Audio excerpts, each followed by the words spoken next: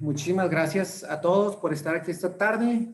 El día de hoy vamos a empezar con la primer charla que está a cargo del padre Luis Escudero, que es encargado de la dimensión de Cáritas Pastoral Social en la diócesis de Ciudad Juárez. Como ustedes saben, pues se ha hecho algunos esfuerzos muy importantes, como es el proyecto de Todos en la Misma Barca, y adicionalmente pues es párroco en Virgen de la Luz.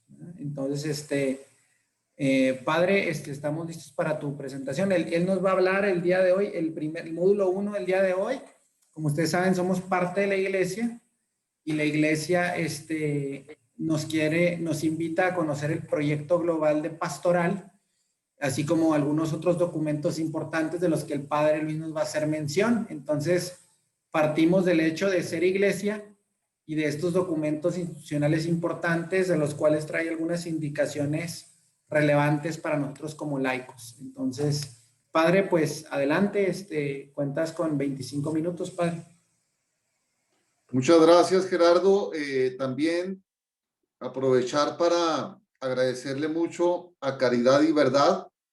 Caridad y Verdad es un organismo aquí de Ciudad Juárez, pero vinculado a INDOSOC, Instituto de Doctrina Social Cristiana de México.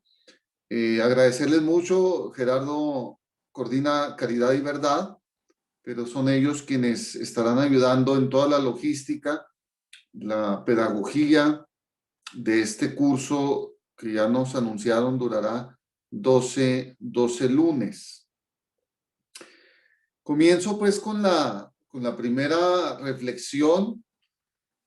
Anunció Gerardo, es unos comentarios sobre dos documentos que ustedes tienen ahí visualmente. Uno se titula Que en Cristo nuestra paz, México tenga vida digna. Este documento, los dos son del Episcopado Mexicano. La SEM son las siglas.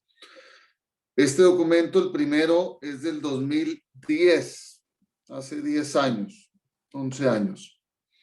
El segundo documento, también de la SEM, hacia el encuentro de Jesucristo Redentor, bajo la mirada amorosa de Santa María de Guadalupe. Este documento lo conocemos más por el título que ahí está en rojito, Proyecto Global de Pastoral. Y lo hemos identificado por las iniciales, PGP. Entonces, esto también es importante. PGP, ya sabemos pues a qué nos referimos. Proyecto Global de Pastoral. Ahí ven ustedes dos fechas, 2031-2033. El Episcopado Mexicano prevé dos grandes acontecimientos, que es el 2031, estaremos celebrando 500 años de la aparición de la Virgen de Guadalupe. Por eso lleva el documento bajo la mirada amorosa de Santa María de Guadalupe. Y 2033 estaremos conmemorando a nivel mundial 2000 años de la redención. ¿Por qué? Porque contamos como el momento preciso de nuestra redención cuando Cristo Redentor da la vida por nosotros, muere en la cruz, lo que celebramos en la Semana Santa. La pasión, crucifixión, muerte y resurrección de nuestro Señor Jesucristo. Por eso esas dos fechas, 500 años de la Virgen de Guadalupe, 2000 años del evento de la redención, como lo comprendemos nosotros los cristianos. Vamos a pasar al primer documento, que en Cristo nuestra paz, México tenga vida digna. Está estructurado, como muchos documentos pastorales, ver, juzgar y actuar. Entonces, yo lo voy a presentar en 3 filminas. Primero, primero el ver. Lo titula La inseguridad y la violencia en México. Acuérdense que aproximadamente en esas fechas es cuando se pone en evidencia, aunque la violencia viene de muchos años atrás, pero hacia esas fechas nos golpea a todos como pueblo mexicano, una violencia de alto impacto, que prácticamente, de hecho, es recordado Ciudad Juárez, los feminicidios desde hace mucho más atrás, pero también Juárez fue clave en esta manifestación de impacto de la violencia. Los obispos se cuestionan mucho esta realidad, este fenómeno. Ahí tenemos pues delante algo que nos debe de hablar, los signos de los tiempos, le llaman también los obispos, ¿no?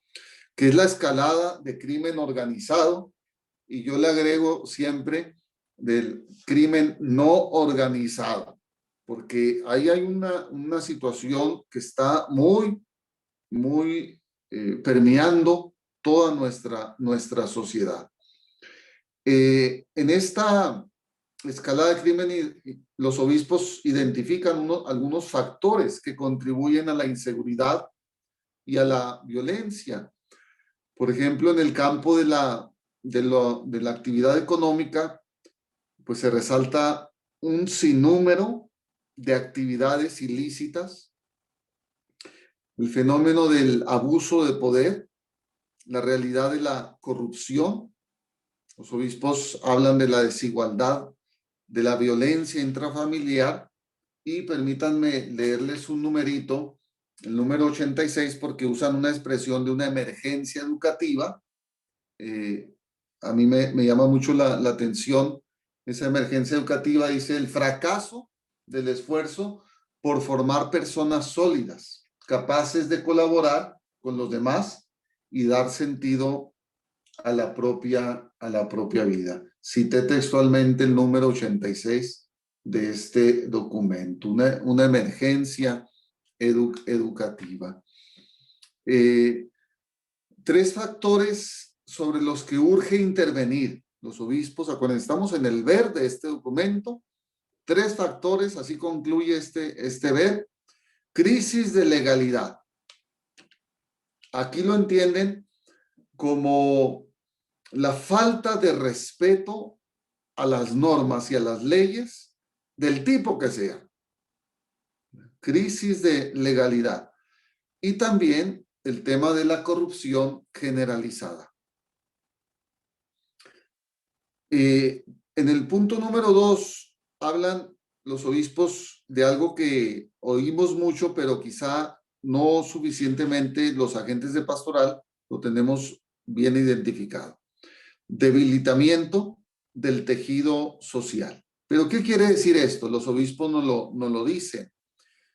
Por ejemplo, se relajan las normas sociales. Las reglas no escritas de la convivencia. ¿Qué quiere decir esto? En moral y en ética se habla pues de que no necesariamente tiene que haber normas escritas para que yo sienta la responsabilidad y el compromiso de realizar muchas obras. Las reglas no escritas de la convivencia. Hay una fragmentación social, una muy frágil cohesión social. Está por demás, bueno, no está por demás, perdón, pero esta realidad de la cultura del individualismo, una apatía muy generalizada. Tenemos dificultad para hablar de los compromisos y de los temas sociales y políticos. Y finalmente, ese debilitamiento de tejido social se manifiesta en la ausencia de normas. En el número 3, ahí habla de crisis de moralidad. Hay una falta de fundamentación de la moral, hay una falta de vivencia de la moral y de educación en los valores morales. Hay una parte del documento en este ver los obispos dicen, y eso nos debe de cuestionar mucho como iglesia, se ha debilitado en la vida ordinaria las grandes exigencias de la moral cristiana. Entonces, este es un hecho. Este es un hecho. Ahí tenemos, va disminuyendo el porcentaje de católicos, pero una realidad es que hemos devaluado mucho la moral cristiana cuando debería de ser no una doctrina, sino un fruto del encuentro personal con nuestro Señor Jesucristo. Acuérdense, el Papa Benedicto XVI dice que la vida cristiana, antes que una decisión, una idea o una decisión ética, es el encuentro personal con nuestro Señor Jesucristo. Entonces hay un debilitamiento exagerado de las exigencias de la moral cristiana, crisis de moralidad. Hasta ahí, pues, los obispos, esta primera parte del ver que nos presentan en ese documento. Si me ayuda, Luis Felipe, cambiando a la siguiente. No, me brincaron ahí. Ah, sí, perdón. La segunda parte lleva por título Con la luz del Evangelio y de la doctrina social de la Iglesia. Es imposible que yo les haga toda una exposición del juzgar de los obispos. Solamente me detengo a comentar algunas citas que me parecieron relevantes.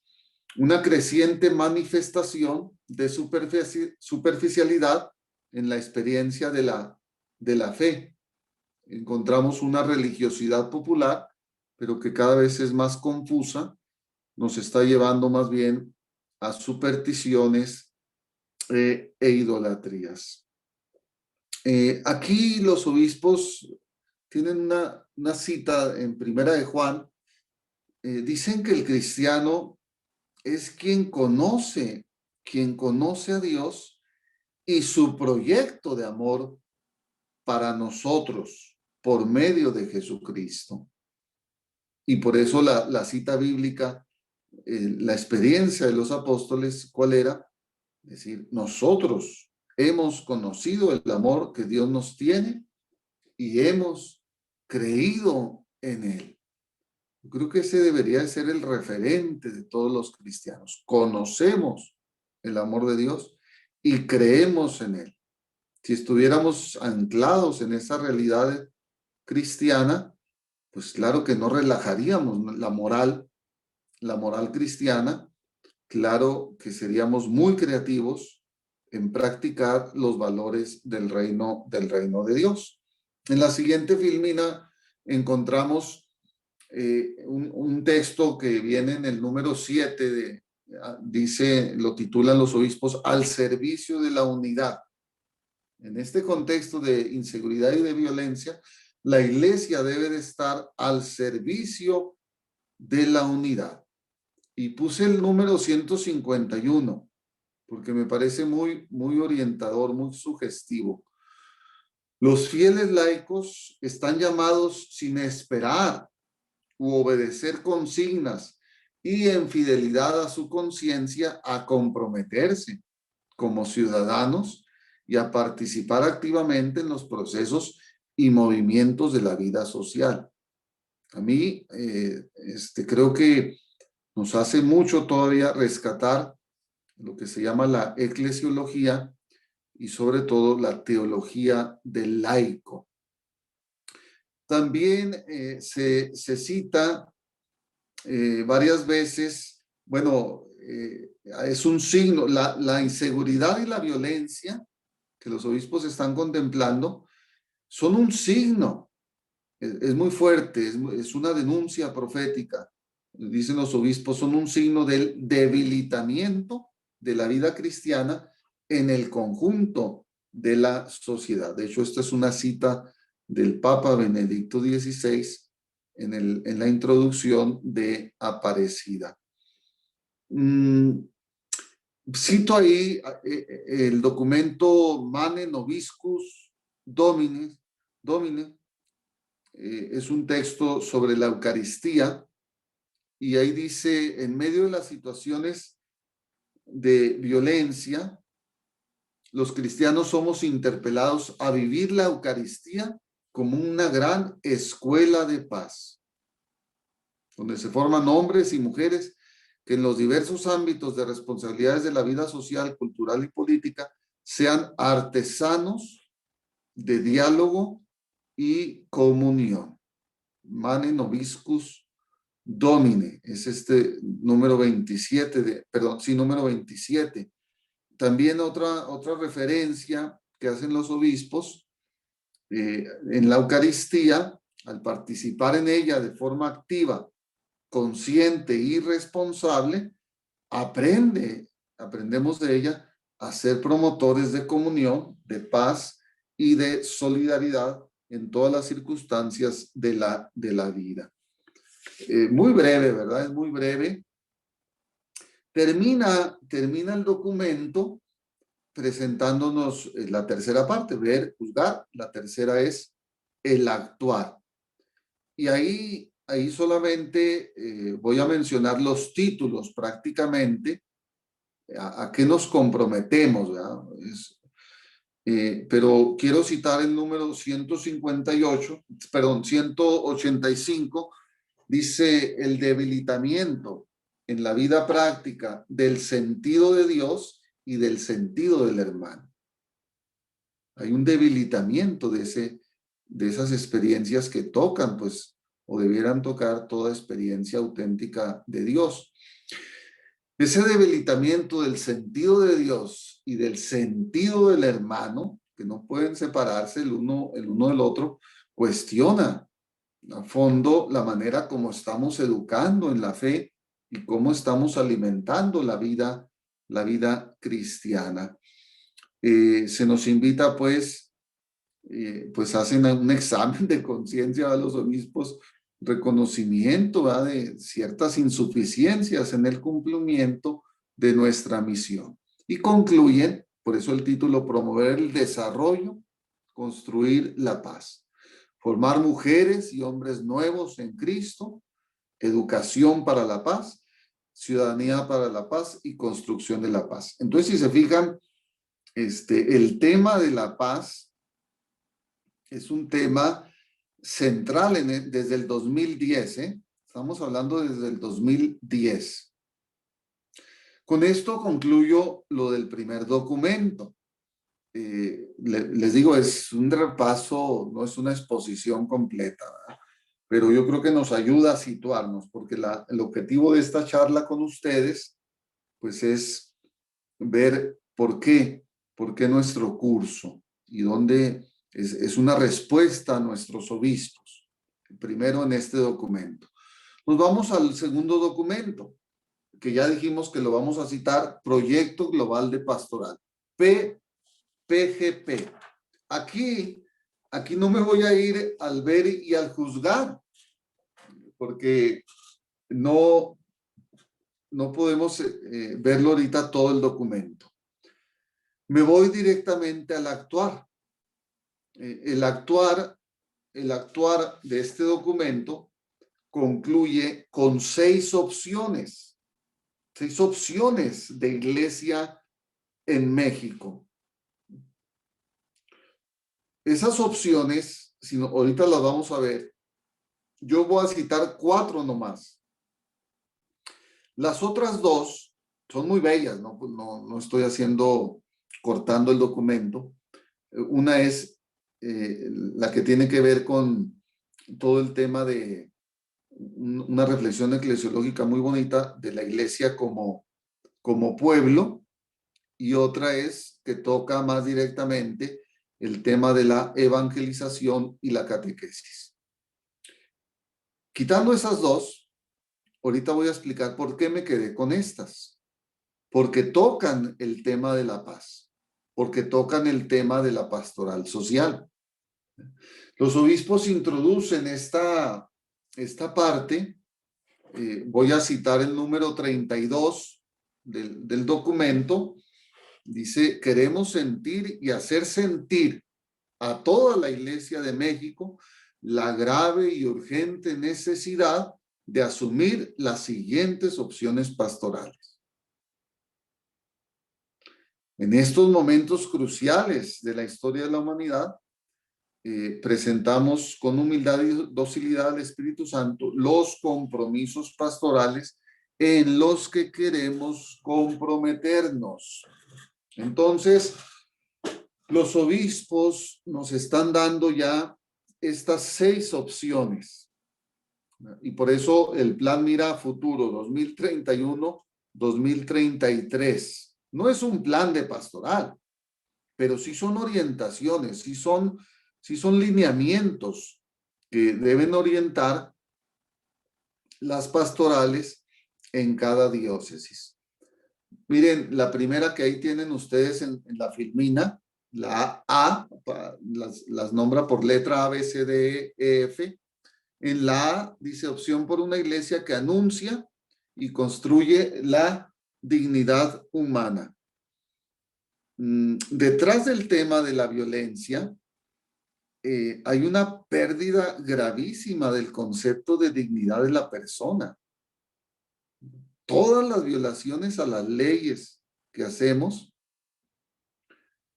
hasta el extremo, pues, de actos violentos como son robos, secuestro, violación, violencia intrafamiliar, en el fondo se ha perdido algo que el cristianismo logró introducir en la historia de la humanidad, que es el concepto de persona y su dignidad. Nadie como el cristianismo tiene una visión tan completa y tan bella de lo que es la persona. Hay 2 cosas que desde nuestra fe iluminan la antropología. ¿Cuál es esa? La persona es hijo de Dios y la persona es imagen y semejanza de Dios. Entonces, a nosotros nos toca como iglesia, no solo en el plano de lo doctrinal, sino sobre todo en la vivencia de una moral cristiana. Dice ahí el texto, bueno, vemos entonces las opciones que están ahí. La necesidad de una formación antropológica cristiana de manera integral y sistemática. Colaborar en la reconstrucción de la dignidad de las personas y el tejido social de nuestro país. Vivir los valores del reino y fortalecer el protagonismo del laico, sentido de pertenencia y participación en la comunidad cristiana. Y 4, atender especialmente a las necesidades materiales y espirituales de la familia. Porque la iglesia siempre ha considerado en la familia es donde se realiza la tarea de la educación en valores humanos y cristianos. Entonces ahí los obispos nos están dejando una primera opción. Esta opción tiene que ver con la dignidad humana. La siguiente opción, en el inciso B, dice una opción por una iglesia comprometida con la paz y las causas sociales. Fíjense, ya en los títulos ya está todo un contenido que hace referencia a la pastoral social. Nos insisten los obispos, y aquí tenemos una primera respuesta bonita con este curso y la asistencia de todos ustedes, en la doctrina social de la iglesia. Hay un libro, hay un compendio de doctrina social de la iglesia. Aquí vamos a ver en este curso, pues no completo, ¿verdad? La doctrina, pero es necesario que la iglesia evangelice en ese sentido. Impulsar y reconstruir el sentido comunitario de nuestras comunidades, que toda persona se involucre y participe en las causas sociales de la sociedad. Dialogar y colaborar con la sociedad civil, con los organismos nacionales e internacionales para construir la paz y apoyar la fundación de centros de derechos humanos. Vamos a la siguiente opción. Acuérdense que dije que eran 6, pero solamente estamos viendo 4. Me brinqué a la E, opción por una iglesia compasiva y testigo de la redención. Fíjense, solo por reflexionar los títulos, ya nos da unas pistas. Una iglesia compasiva. Acuérdense, aquí tiene que ver mucho el Papa Francisco en ese año extraordinario, ese jubileo extraordinario de la misericordia. Y testigos de la redención. Acuérdense, redención es la libertad, la salvación de todas las personas y de toda la persona. Y ahí vienen los compromisos, una iglesia pobre para los pobres, insisten mucho en los centros de escucha, atención a víctimas, acompañar a grupos vulnerables, ahí los enumera, centros de apoyo para desarrollo integral de las personas, y fíjense ahí también, crear y fortalecer los grupos de Cáritas. Termino con el inciso, la opción F, que aunque es mucho más amplio de lo que aquí voy a decir, porque es muy bonito, toca todo el tema de la evangelización y el acompañamiento a los jóvenes. Pero en el último opción de esa opción por los jóvenes, dice realizar proyectos pastorales encaminados a acompañar y ayudar a los jóvenes en riesgo de violencia, de narcotráfico, de prostitución, trata de personas, etcétera, con ambientes más sanos que les ayuden a desarrollar su espíritu juvenil. Pues miren, así puedo yo sintetizar la belleza de estos dos documentos. Son documentos que tenemos que conocer, tienen que estar pues en la biblioteca de cada cristiano, porque son orientadores y nos va a llevar todavía bastante tiempo el que los comprendamos, y mucho más el que lo pasemos a nuestras estructuras parroquiales y diocesanas para implementar, ¿verdad? Para que orienten el lograr. Como les digo, todo esto toca a la pastoral social. Concluyo pues con esto, Gerardo. No sé qué seguiría pues a continuación. Muchísimas gracias, Padre Luis, por esta exposición de estos dos documentos. Los dos documentos ya fueron enviados al grupo de WhatsApp del curso de Transformar la Realidad. Ya están ahí los dos PDFs. Que en México nuestra paz tenga vida digna, que es del 2010, como comentó el Padre Luis.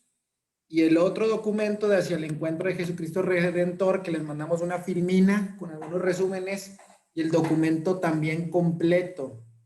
Entonces, vamos a hacer ahorita unos grupos, vamos a hacer unos grupos de breakout rooms y les vamos a pedir a sus facilitadores que nos ayuden con un punto específico que es en el documento del PGP, que es este documento que el episcopado hace. El Padre Luis mencionó algunas opciones que vienen en la tercera parte del documento, donde dice compromisos pastorales en el PDF. Es de la página 62 en adelante, ahí empiezan las opciones. Ahorita se los vamos a mandar también en el grupo, pues. Y lo que les vamos a pedir que hagan es que platiquen con su facilitador en cuál compromiso pastoral piensan que su proyecto entra, porque todos somos parte de la iglesia. Y al final de cuentas, estos documentos son para que aterricen y se hagan vida. Entonces, seguramente que nuestro proyecto entra en algunos de los compromisos pastorales que vienen en el documento del PGP. Entonces, ahorita les vamos a mandar cuáles son los compromisos pastorales que el padre Luis mencionó, 4 líneas, y con su facilitador traten de ver cuál embonarían ustedes mejor, para que cuando ustedes empecemos con los diagnósticos, digamos, nuestro proyecto, dentro del proyecto global del episcopado mexicano, entra en esta opción, ¿okay? Entra en esta opción y trabajamos dentro de esta línea, porque eso nos ayuda a que estos documentos nos empiecen a hacer más sentido y empecemos a analizar más a fondo lo que los obispos nos piden, ¿sí? Antes de pasar a los grupos, padre, pueden mandar preguntas por el chat de ser necesario. También hubo 2 preguntas, padre, que mandaron al personal. Es el primero, mencionaste, padre, que en una de las filminas es los laicos sin esperar u obedecer consignas. Entonces preguntaron, ¿cómo debe ser la balanza y relación con nuestros sacerdotes? También para llevar una relación armónica con nuestros sacerdotes, pero a veces también el laico se enfrenta al reto de que a veces los proyectos, pues a veces no son muy entendidos, por el párroco en este caso, y a veces pudiera ser que hasta detenidos. Entonces, ¿cómo ves tú esta parte, padre? Bueno, pues son preguntas muy amplias, ¿verdad? La primera respuesta que me viene primero es, tenemos que crecer en una iglesia laical, donde se pueda rescatar el protagonismo del laico. Pero el protagonismo del laico no va a romper nunca con la comunión eclesial. Entonces, siempre, yo creo que si a los sacerdotes laicos bien preparados se acercan a nosotros con proyectos, con iniciativas, con búsquedas, bueno, se hará el diálogo, ¿verdad? Se hará el diálogo con el sacerdote, con los párrocos, pero ahí es protagonismo, participación y comunión. Muchísimas gracias, padre. Bueno,